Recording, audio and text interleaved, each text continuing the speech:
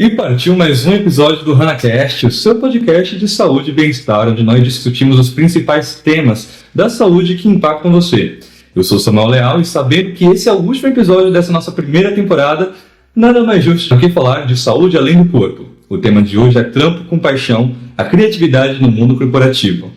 O convidado escolhido a dedo para o último episódio do HanaCast é ele, que é diretor executivo da agência Hyperstorm e CEO do portal de notícias Gig Publicitário, e eleito um dos 3 principais influenciadores digitais do país na categoria Mídia e Comunicação, Matheus Ferreira.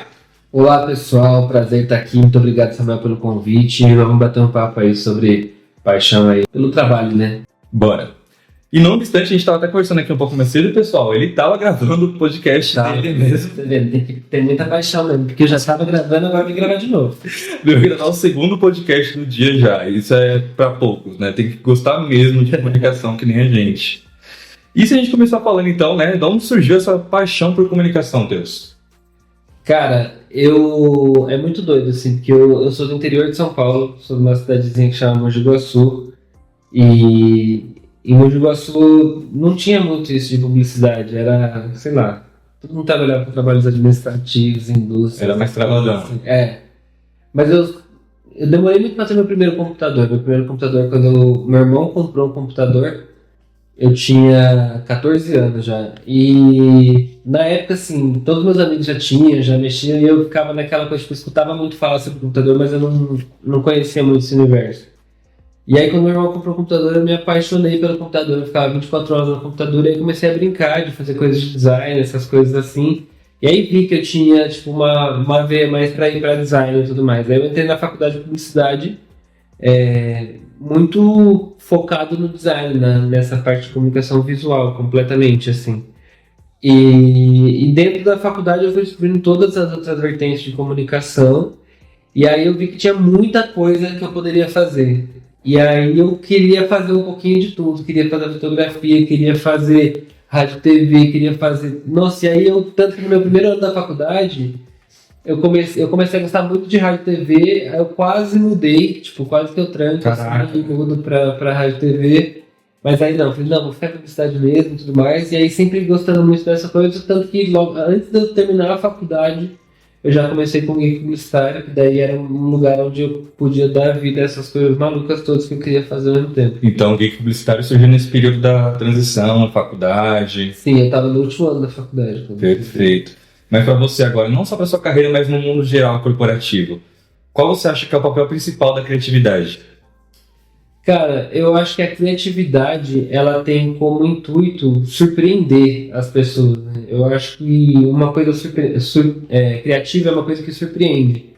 Então eu acho que a criatividade tem como papel principal tirar as pessoas daquele lugar de conforto, assim. Sim. De trazer uma surpresa, trazer algo novo, trazer algo relevante para as pessoas. É muito do que eu acredito como criatividade, e também eu acho que é o que o consumidor espera das empresas cada vez mais num momento que a gente vive, que nem hoje, que está tudo muito igual, todo mundo replicando as mesmas fórmulas sempre, né? Com certeza. Tanto a parte de, como a gente estava comentando antes, de produto ou de serviço, a palavra inovação acho que é a que mais exige, né, que tenham várias mentes pensantes nas empresas, porque tem equipes que são voltadas para essa parte de criação.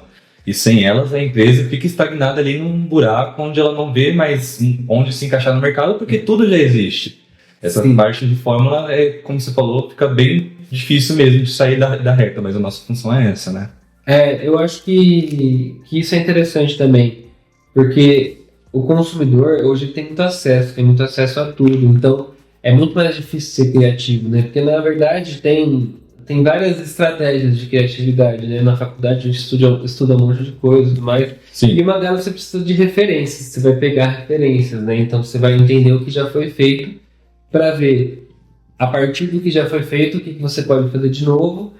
E muitas vezes as pessoas confundem isso, né, com copiar o que já foi feito também. Claro, óbvio. Acontece muito isso também. Exato. Mas hoje em dia o consumidor tem muito acesso à informação, então muitas vezes a marca é pega aí no pulo, né? Se ela acaba querendo fazer errado, né, digamos assim, de copiar o que já foi feito antes, o consumidor hoje ele tem muita facilidade de acesso ao conteúdo e ele vai identificar isso muito mais Com rápido. certeza. Principalmente quando um conteúdo que uma marca já fez, algum produto, alguma divulgação específica, teve um marketing muito bom, uma demanda assim de muita criatividade para tornar algo único mesmo e fica marcado na mente de todo mundo. Então quando você faz uma coisa parecida já remete àquele principal. E sempre acontece, sempre quando tem uma marca que faz alguma coisa muito inovadora, muito criativa, sempre aparece um monte de gente fazendo igual. Exato, entrando. Foi isso com os memes, foi isso com o TikTok, com o BBB, é sempre assim. Sim. E é bem sazonal isso, né? É. Bem legal. Mas você sempre trabalhou com o que você amava? Ou já teve algum momento na sua vida que você falou, opa, amar não é a palavra certa, eu tô aqui só por um tempo?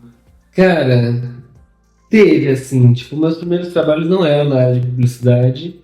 Meu primeiro trabalho foi numa empresa metalúrgica, era um trabalho administrativo, eu pegava um ônibus fretado e ia, tipo assim, eu morava já numa cidade do interior e essa empresa ela ficava na pista, assim, tipo, na estrada. Aham. E eu pegava um fretado 7h30 da manhã, eu entrava às 7h30 da manhã, eu pegava um fretado, era, sei lá, 6h30 da manhã, que me deixava na porta da empresa, e aí eu trabalhava, quando dava 5 da tarde, eu catava o fretado e ia pra minha casa. Caraca, corrida. Mas eu achava, nessa época eu achava que era um trabalho muito ruim, eu não gostava de fazer o que eu fazia.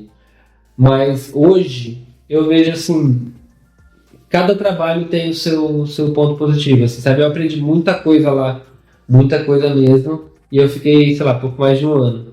E depois eu trabalhei no hospital também, mas aí foi um tempo bem mais curto.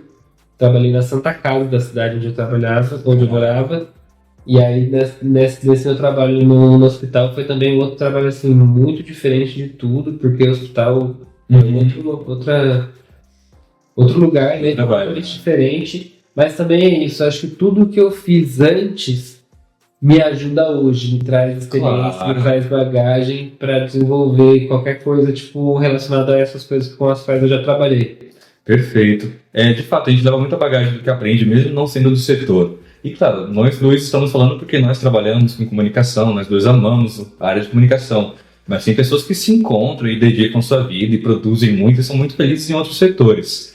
Mas agora, para quem está em casa, quem está escutando a gente aqui, e não se sente muito feliz ou motivado no trabalho, quais são sugestões, assim, com base na sua experiência que você traz?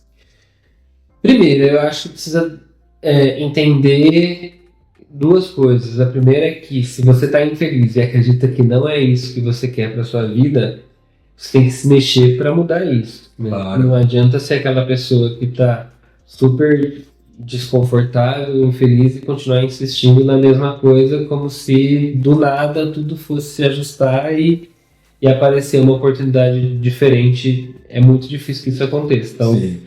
procurar fazer cursos, procurar se recolocar, né, que é o que as pessoas falam hoje de fazer essa recolocação profissional, esse remanejamento da carreira, né? Transição de carreira, né, que as pessoas falam muito também. Sim. Então, acho que se você quer mudar de onde você está, você precisa estudar sobre o que você quer fazer Claro. e tentar, de alguma forma, mesmo que seja com passos muito lentos, e se colocando, né? No meu caso, por exemplo, eu trabalhei sempre em agência, mas eu sempre gostei dessa coisa de fazer vídeo, de fazer YouTube, de fazer essas coisas. E eu trabalhava em uma agência e eu fui vendo o meu negócio sendo criado por mim mesmo. Tipo, eu não arrumei um emprego em outro lugar que eu pudesse fazer. Eu tinha até mandado currículo para trabalhar. Sim, mas veio de você. Escrever em algum site, mandei para trabalhar em rádio, mandei para trabalhar em TV e nunca me chamaram. E aí eu fui meio que criando um negócio que era um negócio que eu gostava muito de fazer e acabou que depois de alguns anos, claro, virou meu trabalho principal e é algo que eu gosto muito hoje. Então acho que tem que ir dando pequenos passos. Mas ao mesmo tempo, eu acho que todo trabalho ele é digno, assim, todo trabalho é muito relevante, muito importante para todo mundo. Então a minha mãe me falava muito assim sobre... Eu era a pessoa que eu falava para trabalhar com o que gosta. Uhum. E a minha mãe me falava o inverso, ela falava, goste do que você trabalha. Porque não é porque a gente está trabalhando em algo que não é ainda o que a gente quer, que a gente vai deixar de gostar, que a gente vai deixar de vivenciar e de ter essa dedicação mesmo, porque é muito sobre a gente enquanto profissional. Então eu sempre tive muito isso também. Hoje, por exemplo, pode ser que eu tenha um cliente que não é o melhor cliente que eu gostaria de ter, né? Porque aí as coisas mudam um pouco, porque eu tenho a minha empresa, então eu tô no trabalho que eu gosto, basicamente. Claro, exato. Mas eu tenho clientes que eu gostaria mais de atender e clientes que eu gostaria menos de atender. Então, quando eu tenho um cliente que não é o cliente que eu gostaria, eu trato ele da mesma forma que eu trato o cliente que eu gostaria. E ao mesmo tempo eu vou tentando fazer com que esse cliente se torne um cliente que eu gosto, seja da maneira que eu vou trabalhar com ele, ou seja prospectando novos clientes que tenham a ver um pouco mais com o que eu queria fazer. Entendeu? Perfeito. Esse engajamento que você faz com esses clientes que não são ainda o ideal, vai gerando já esse apego, como a gente fala, né? Sim, sem dúvida. E muitas vezes é um cliente desse que vai te trazer um outro cliente, uma recomendação. Uma coisa que a gente fala demais também. Até se eu estou tratando a parte de serviços, é muito de indicação, porque não são coisas que são a pronta entrega. Não tem como você mandar um serviço pronto para alguém fazer um test drive, para tocar, para sentir. Exatamente. Então, tem muito disso, a gente comenta bastante na HANA, sobre essa questão de fidelizar, porque todos os clientes são clientes. Todos eles têm importância, todos eles têm seu nível, seu tamanho, seu porte, mas ainda todos assim estão buscando o nosso apoio com essa parte da prestação de serviços de saúde. Então, como você disse, achei fundamental colocar isso, sim. E todo trabalho é um trabalho também, tipo, por mais que não seja aquele que você quer, entender que é um processo, né? Eu acho que quando a gente é mais jovem, mais novo, seus 20 e tantos anos ali, é tudo muito mais difícil de conseguir compreender, né? Eu lembro que eu achava que o mundo ia acabar. O mundo não me entendia, eu era, sabe, tipo... E hoje não, hoje eu tenho paciência, acho que até demais, assim, sabe? Às vezes eu olho... Chega um nível, né? Chega de ficar batendo na mesma tecla, né? Então acho que tem um pouco isso também, entendendo que é muito de tempo, assim, só dá tempo para as coisas irem acontecendo e trabalhar de verdade, sem desistir, as coisas melhoram.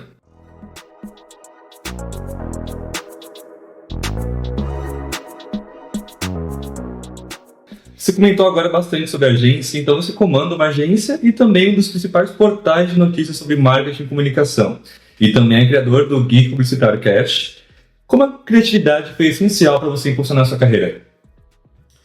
Cara, pode parecer meio maluco, assim, eu não me acho uma pessoa muito criativa. Tô louco. Eu não me acho uma pessoa muito criativa. Eu conheço pessoas extremamente criativas, eu sei identificar uma pessoa criativa muito rápido. Uhum. Eu tenho amigos extremamente criativos.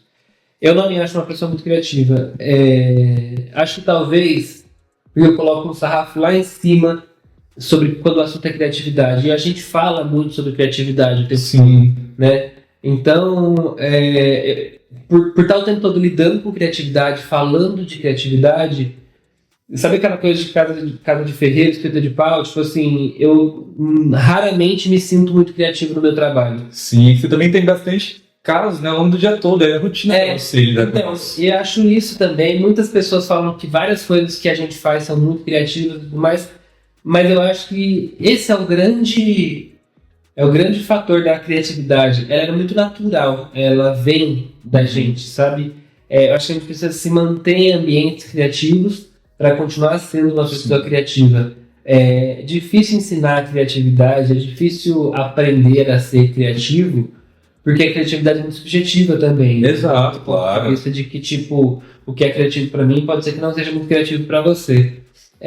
Estando nesse meio, a gente entende, primeiro, assim, existe processo para ser criativo. Tem diversos meios de você saber e de você se direcionar criativamente, né? A gente falou aqui de algumas coisas, por exemplo, buscar referências, procurar fazer algo que ainda não foi feito, escutar o consumidor é um dos passos muito grandes, né? Uma coisa que eu acho que me ajuda muito, eu converso com uma pessoa, né? Meu trabalho é muito sobre comunicação. Exato. Eu me comunico com as pessoas como eu gostaria que se comunicassem comigo.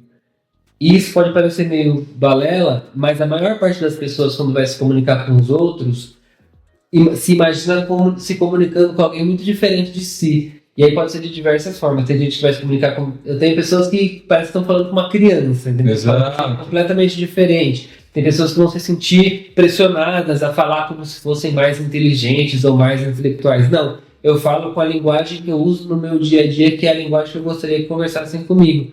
Então, eu acho que a criatividade é um pouco isso, assim, é um pouco de se colocar no lugar das pessoas e imaginar o que as pessoas gostariam daquilo. E entendendo essas dores das pessoas como se elas fossem suas, vai fazer você chegar nesse lugar onde você consegue resolver isso. E conseguindo resolver isso, você muito provavelmente vai ter algum produto ou algum serviço criativo. Show demais. Isso independente do setor, né? Não só na parte de quem trabalha com marketing, publicidade, mas quem trabalha com saúde, que atende muitos pacientes, até mesmo tratando de oncologia e enfermagem. As pessoas têm abordagens diferentes para esse paciente, quando vai relatar algum caso, relatar algum sintoma, algum resultado. Então, é sobre como saber lidar com aquilo no seu meio de trabalho, com a sua forma de se comunicar. Levando em consideração, como você falou, como a pessoa gostaria de ser escutada, né? Eu acho que criatividade demanda empatia, assim. Exato, demais. Colocar no lugar da pessoa, né? E às vezes a pessoa não sabe o que ela quer, né? Eu acho que eu levo isso para todos os lugares da minha vida. Sei lá, se eu tô... vou dar um exemplo aleatório. Se eu tô conversando com alguém da minha equipe, eu faço lá, todo final do mês eu faço uma reunião de feedback com a minha equipe. Uhum. E aí... individual, né? E aí eu falo pra pessoa, tem alguma coisa que tá te incomodando? E às vezes ela não fala, né? E aí eu lembro que recentemente eu coloquei uma segunda pergunta, que era, você imagina que alguém tá passando por alguma dificuldade? E aí as pessoas falam, porque elas conseguem falar sobre o outro, porque elas estão vendo do outro, mas sobre si, às vezes elas têm dificuldade de falar. Isso. E isso é uma das coisas que me ajudou muito a compreender, assim, que nem sempre as pessoas vão falar o que elas querem. Então cabe a gente encontrar ferramentas, encontrar meios para descobrir o que as pessoas querem. Arrasou. Você falou uma coisa que é muito importante, me lembrou também uma das aulas que eu tive quando estava cursando publicidade. Essa questão de muitas pessoas saberem como lidar com, ou terem percepções até boas, razoáveis sobre o sentimento das outras pessoas, ou como elas se sentem, mas quando se trata de si mesmo, uma questão mais interpessoal, já é mais complicado, porque não tem um olhar cuidadoso que ela poderia ter com ela ainda, né? Mas acho que de maneira geral, a gente não é ensinado a lidar com os nossos próprios sentimentos. Não é. Com o que a gente sente, a gente não... Em nenhum momento, né? A gente aprende, sei lá, Bhaskara, a gente aprende um monte de bobeira, né? No colégio, várias formas. Não vai usar nunca na vida, né? Porque o colégio hoje ensina a gente a trabalhar o quê? Tipo, de uma forma muito mecânica, né? Então a gente aprende um monte de coisa, mas a gente não sabe nada sobre o nosso sentimento, a gente não sabe nada sobre... nosso corpo, às vezes. Nosso corpo, a gente não sabe nada sobre coisas que são essenciais para a nossa vida, como fazer um arroz, um feijão, a gente não aprende a fazer o nosso imposto de renda, a gente não aprende nada do que realmente é relevante na nossa vida adulta, né? A gente aprende um monte de coisa que vai funcionar se a gente trabalhar em determinados lugares. Aquele setor. Para aquelas empresas. E assim, a gente aprende um todo que a gente vai usar um pedacinho só daquilo pro resto da vida. Então, eu acho que tem esse problema, principalmente da gente não aprender nada sobre como lidar com a gente mesmo, né? E acho que uma das coisas que a gente é meio que ensinado, muito por conta dessa história de eu preciso ser uma pessoa humilde, eu preciso ser uma pessoa honesta e boa, né? Quando a gente quer ser bom, a gente esquece de ser bom pra gente. A gente normalmente quer ser bom pros outros. E muitas vezes a gente ser bom pros outros é automaticamente não ser bom pra gente. Então acho que esse é o problema aí também, que muitas vezes a gente tem essa dificuldade de colocar o que a gente sente, porque a gente tem medo de magoar as outras pessoas ou de parecer uma pessoa ruim. E o nosso medo de parecer uma pessoa ruim, às vezes acaba fazendo a gente ser uma pessoa ruim pra gente. Concordo. Fica aí pra quem tá escutando a gente, então, galera. Não se esqueçam de olhar para os seus próprios sentimentos. Sempre preste atenção nos sinais que o seu corpo, que a sua mente está passando para você. Porque, sem dúvidas, aquilo lá vai influenciar e muito como você está agindo no seu trabalho. Sim, não, e o meu corpo é incrível. O meu corpo, ele responde hoje, né? Eu acho que tem isso também que é da experiência, assim, ao longo dos anos. Hoje você reconheceu o meu corpo conversa muito comigo. Por exemplo, eu fui agora cobrir o Rock in Rio. Foram 2 semanas de muito trabalho. Quando chegou no último dia, eu não estava aguentando mais fazer nada. E agora eu tô meio esquisito, com a garganta meio ruim, a minha imunidade baixou muito, assim. O meu corpo, ele grita, assim, comigo, assim, quando eu saio totalmente, tipo, para, sabe? E eu começo a sentir muito esse cansaço físico, e hoje eu entendo também a importância, até a gente estava falando, né, do trabalho de vocês aí com o Hannah, que é a importância da prevenção, de se cuidar, né? Não é se remediar, é se cuidar, é tomar cuidado com o seu corpo para que você não precise se remediar depois. Isso é muito engraçado, porque também acho que vem um pouco com essa maturidade ao longo dos anos. Assim, hoje eu converso com o pessoal da minha equipe, eles são completamente malucos. Eles tomam energético todo dia de manhã. Nossa. E aí, sabe? E aí fica naquela coisa do tipo assim, é um energético, senti uma dor de cabeça, eu já vou tomar um remédio pra dor de cabeça. Fica ligadão. Não sei o que. E aí mistura um monte de coisa. E aí, no final do dia, a pessoa tá extremamente cansada porque ela não respeitou nenhum dos limites. Ela acha que ela pode, que ela tem a Capacidade. Ela é super resistente e que ela vai conseguir.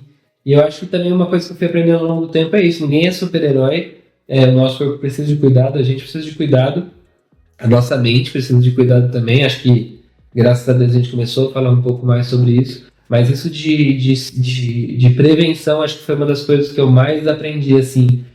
Até porque vai influenciar diretamente no meu trabalho. Se eu passar uma semana depois de molho na cama, eu perco um monte de... Você perdeu oportunidades que eu poderia ter.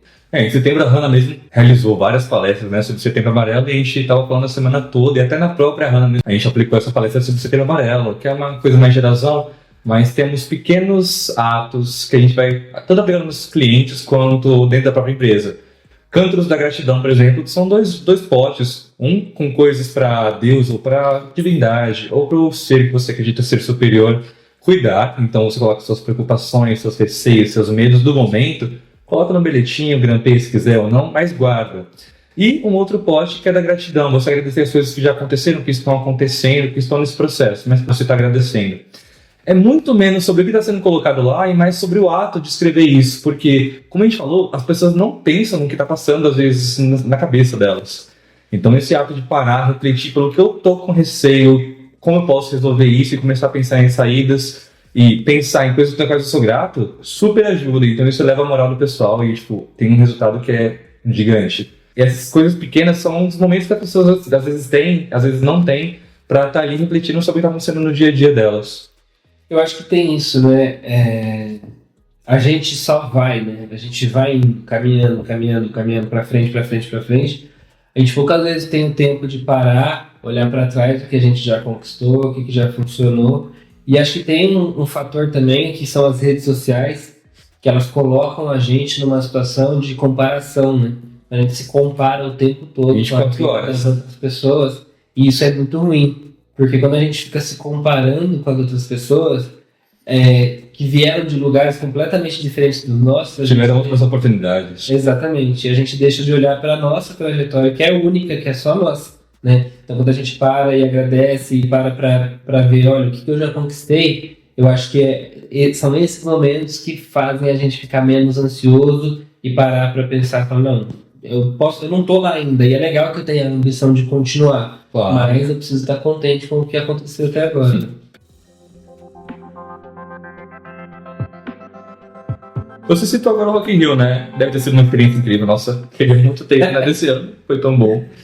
Qual artista você queria ter? Nossa, teve a Katy Perry, muito foda, mas assim, eu queria muito ver a Cyndi Lauper, porque minha mãe ama ela. Minha mãe é louca. Eu não sou o maior fã da Cyndi Lauper, mas o show dela foi incrível, porque assim, ela é isso, né, que a gente falou de se cuidar, de se preparar. Ela tem assim no palco, parece que ela tem 30 anos. Isso, cara, tá super juntinha e tudo lá, tá tudo no lugar, eu fico maravilhado, demais. Sim, super legal. E como foi estar lá, né? Não foi a sua primeira vez, claro, mas de que maneira você acha que eventos de maior porte como esse podem influenciar e inspirar você no meio da rotina?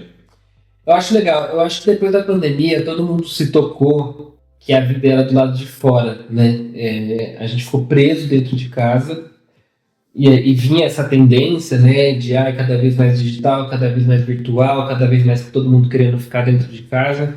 E aí quando vem um evento como foi a pandemia que prendeu todo mundo dentro de casa, ficou meio óbvio de que assim, a gente quer experiências reais, a gente quer viver, né? Isso. E aí quando a gente sai, né, nesse pós-pandemia, entre 21 e 22 ali, a gente vê essa explosão de eventos, de festivais de música, começou a surgir festival atrás de festival, o próprio pessoal do Rock in Rio criou o Detal aqui em São Paulo, a gente tem agora a Lollapalooza, tem Detal em São Paulo é uma cidade que recebe muito evento, recebe muito show, muito festival de música de todos os estilos possíveis. Teve o Oktoberfest também agora há pouco. Sim, enfim, tem Tomorrowland, uma série de festivais de mais diferentes tipos, né, e assim, uma série de coisas.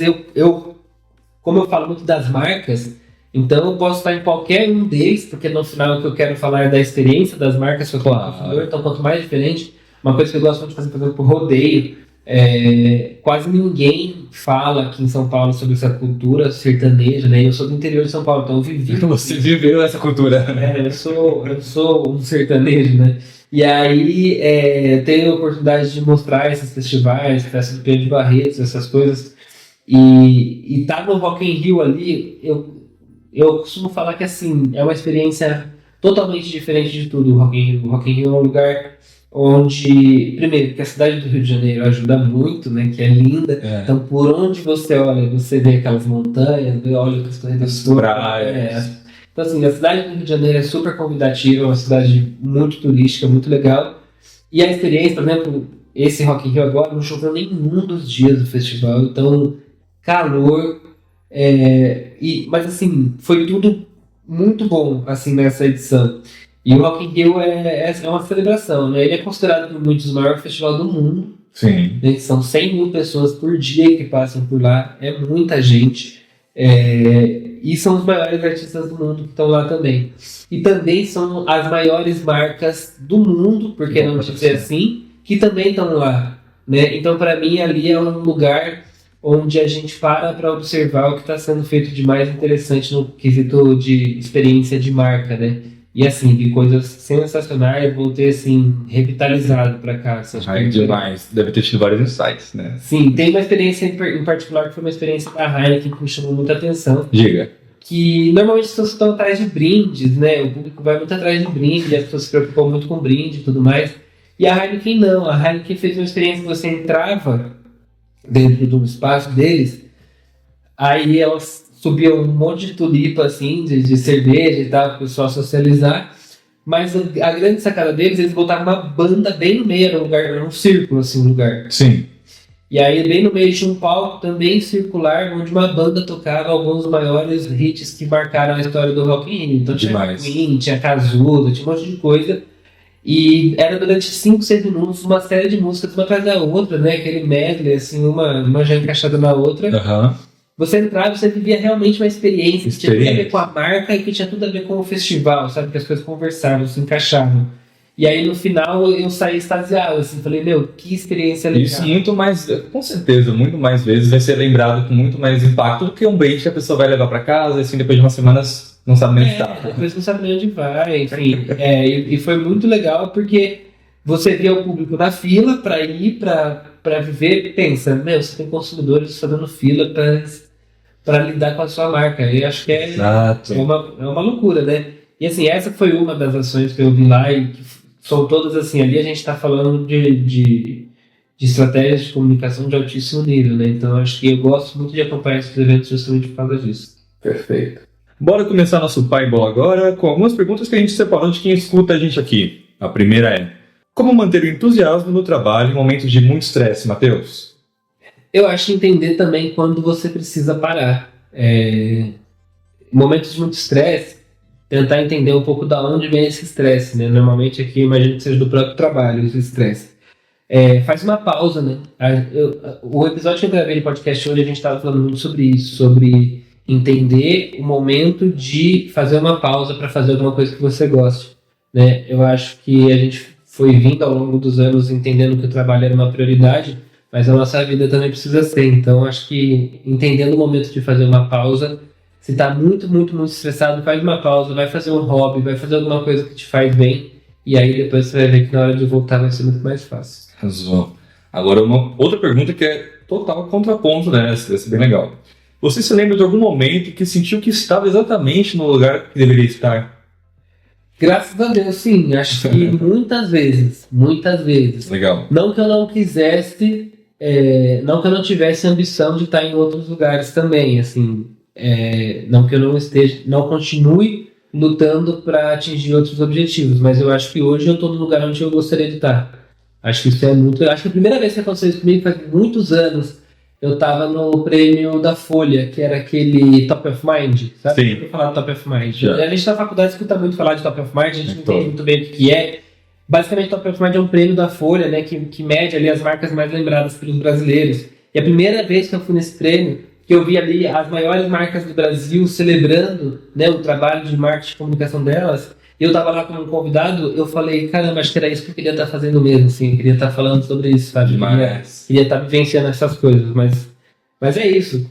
Cobrir um Rock in Rio, enfim, todas essas coisas quando... Pequenos momentos, né, que você vai sentindo, opa... Às vezes eu paro e falo, não, é isso, acho que eu tô no lugar certo. Arrasou. Perfeito, Teus. Foi uma honra te ter aqui no HanaCast. Então, hoje a gente está encerrando com chave de ouro essa temporada com uma conversa muito inspiradora sobre amor no ambiente de trabalho. Muito obrigado por compartilhar toda a sua história e experiência aqui com a gente, viu? Eu que agradeço, muito obrigado pelo convite. Fiquei muito feliz em conhecer um pouco mais sobre o trabalho de vocês também. E sucesso aí pra gente. Perfeito. Antes da gente se despedir, compartilhe com a galera que escuta a gente onde eles podem acompanhar o seu trabalho mais de perto. Legal. No Instagram é @geekpublicitário, vocês podem me achar por lá. Né? E lá também vocês vão encontrar no Instagram o GKPBcast, que é o nosso podcast onde a gente fala com um pouquinho mais de profundidade aí sobre tendências e cases de sucesso do universo do marketing e da comunicação. Então é só procurar lá Geek Publicitário, GKPBcast. Botou Geek Publicitário no Google, gente, vocês vão, a primeira página é toda minha, graças a Deus. Bem, patrocínio tá em dia. Todos os perfis e aí é isso, onde vocês preferirem se conectar. Perfeito. Para quem está assistindo a gente pelo YouTube, também vamos estar disponibilizando os links para as redes do Matheus aqui na legenda do vídeo, gente. Não se esqueçam de seguir o HanaCast no Spotify e no YouTube para poder apreciar esse episódio cheio de criatividade e não perder as próximas novidades. Eu, Samuel, quero agradecer de coração a todos que escutaram nessa primeira temporada. Foi também uma honra ter vocês aqui com a gente. Fiquem ligados, pois atualizações sobre a próxima temporada virão. Para mais informações sobre a Hana, visite nosso site www.hana.com.br ou nos sigam nas redes sociais buscando pelo @HanaSaúde. Nos vemos na próxima temporada. Até lá!